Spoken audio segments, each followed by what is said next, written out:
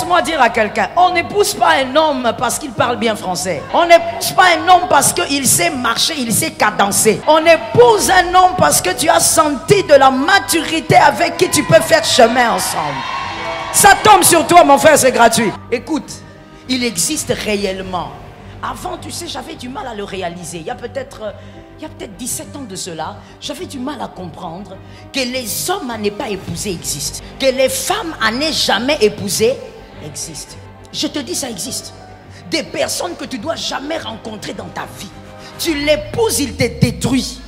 Ces gens-là existent. Tu rencontres cette femme, elle démolit ta destinée. Ça veut dire que même quand elle devient ton ex, elle te dérange même en étant ex. Je répète.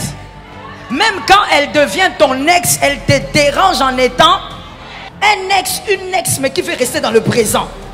Collé, serré, sensu. Donc tu te poses la question, qu'est-ce qui m'était arrivé? Qu'est-ce qui m'avait pris? Ce jour-là, j'avais porté des lunettes ou bien? Que Jésus te parle. Les célibataires, hommes, femmes, que Jésus te parle.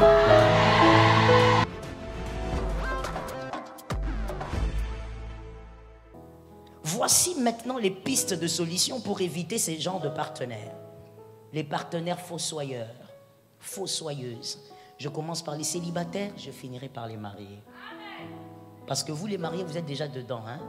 Restez-y. Merci. J'ai remarqué qu'il y a une maman qui a refusé de dire Amen. Ma soeur, tu diras Amen. Tu vas rester dedans. Quand on te disait, tu ne voulais pas écouter. Non, il est intelligent, il a étudié à l'université, il est bien. Merci, tu vas rester avec lui. Laisse-moi dire à quelqu'un, on n'épouse pas un homme parce qu'il parle bien français. On n'épouse pas un homme parce qu'il sait marcher, il sait cadencer. On épouse un homme parce que tu as senti de la maturité avec qui tu peux faire chemin ensemble. Ça tombe sur toi, mon frère, c'est gratuit. Oh my God. Moi, je croyais qu'il y allait y avoir des sœurs qui sont en train de prendre le mariage, des frères. Mais je vois seulement des gens qui me regardent, qui ne disent même pas Amen. C'est le moment de prendre. Amen est une adresse. Commençons avec le célibataire. Premièrement, si tu veux éviter ce genre de conjoint, de partenaire, ces personnes-là qui entrent dans votre vie pour déstabiliser votre destinée, ça veut dire toi-même, tu vas te poser la question, je l'ai vu où? Les mariés, vous vous rappelez des moments où quand tu te réveilles la nuit, tu le regardes. Tu dis, mais je l'ai trouvé. Demandez aux mariés, ils savent. Ils font semblant, mais ils savent de quoi je parle. Ça veut dire que tu te réveilles la nuit. Tu regardes sur le lit. Des fois, tu dis, arrière de moi, Satan. Mais le diable ne partira pas. Donc, la personne, elle est là. Ça veut dire que tu te poses des questions. Mais qu'est-ce qui m'avait pris? Mon frère, j'ai dit à un célibataire que Dieu t'épargne ce genre de choses. Alors pour éviter ce genre de personnes, parce que la vérité c'est quoi? Écoute, il existe réellement. Avant, tu sais, j'avais du mal à le réaliser. Il y a peut-être 17 ans de cela, j'avais du mal à comprendre que les hommes à ne pas épouser existent. Que les femmes à ne jamais épouser existent. Je te dis, ça existe.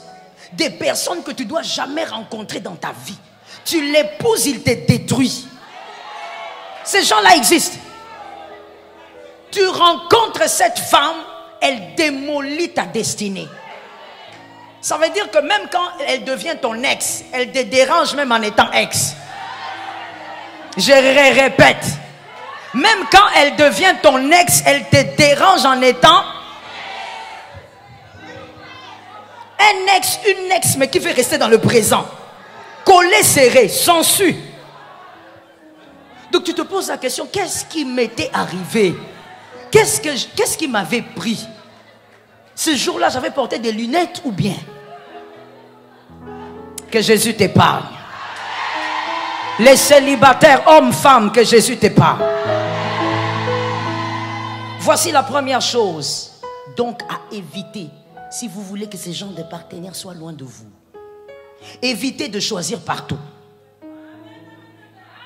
Évitez de choisir partout. Il y a un mensonge qui est distillé auprès des jeunes, et cela dans le monde entier.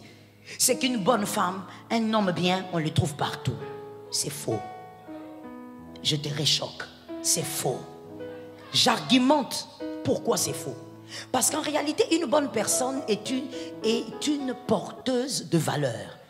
Et donc, à cause des valeurs, il y a certains endroits qu'une bonne personne ne peut pas se retrouver. J'ai aimé ton amen. J'ai envie d'aller là-bas. J'ai aimé ton amen. Non, vous savez, une bonne personne, même dans une boîte de nuit. Non, de quoi on parle? Une bonne personne n'est pas celle qui est belle de figure. C'est une personne qui est porteuse des valeurs. Elle ne va pas se retrouver n'importe où. Je vous explique aussi pourquoi. Parce que, écoutez s'il vous plaît et retenez pour la vie.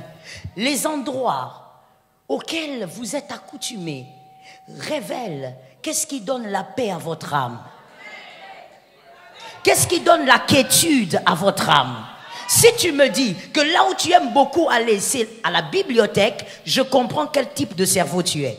Si tu me dis que là où tu aimes beaucoup aller, c'est auprès de tes amis, je comprends quel type de personne tu es.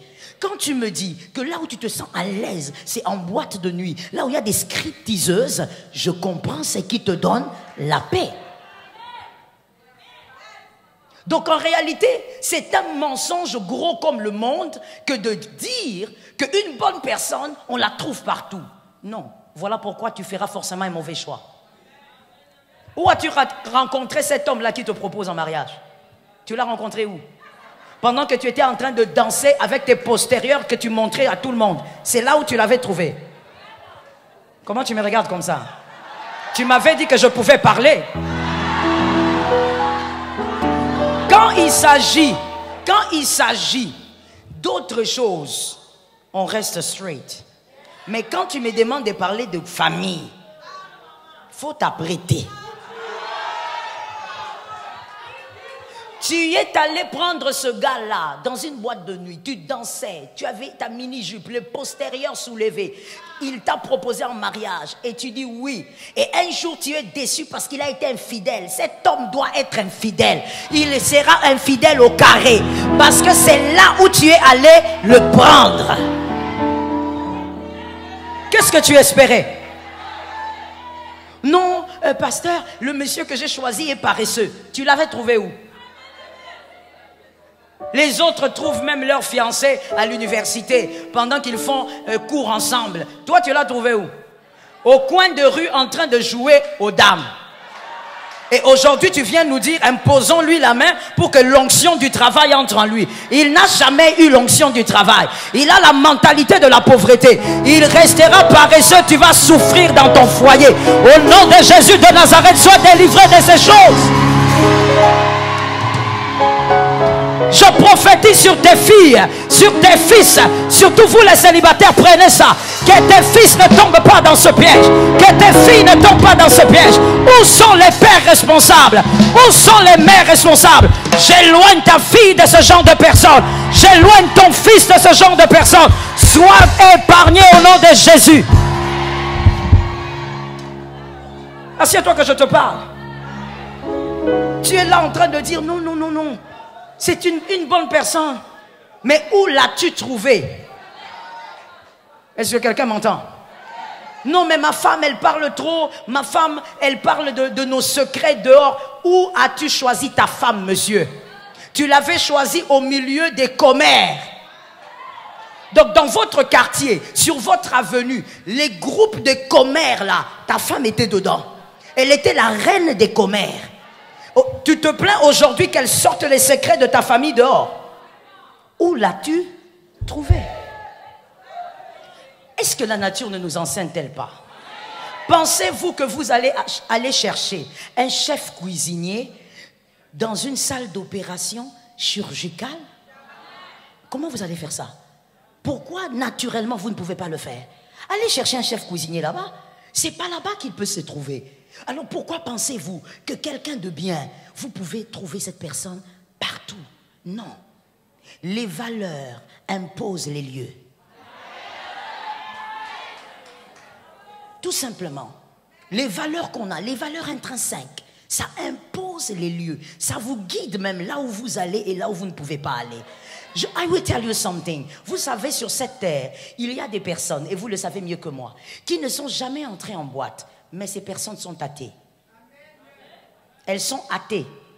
Ça veut dire qu'elles ne croient pas en Dieu. Mais elles n'ont jamais mis les pieds dans une boîte de nuit. Pourquoi? Par éducation. Tout simplement. Ce n'est pas à cause de l'onction, c'est par éducation. Sa mère l'avait éduqué en disant, ce genre d'endroit, toi, tu ne peux pas aller. Il ne prie pas le Dieu que toi tu pries, mais il ne va pas dans les lieux où toi tu vas. C'est une question de valeur.